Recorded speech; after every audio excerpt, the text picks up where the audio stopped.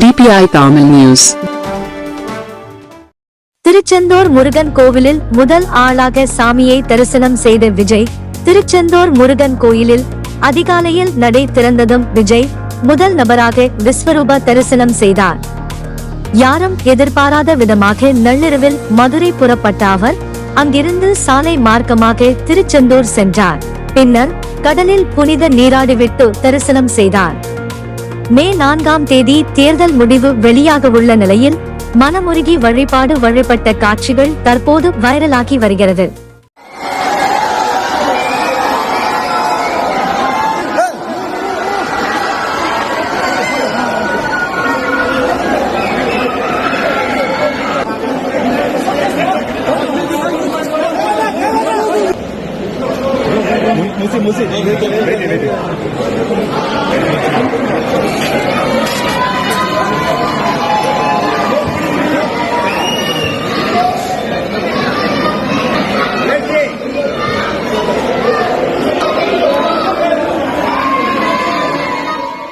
குறுஞ்செய்திகள் உடனுக்குடன் தெரிந்து கொள்ள DPI தமிழ் நியூஸ் சேனலை சப்ஸ்கிரைப் செய்து இணைந்திருங்கள்.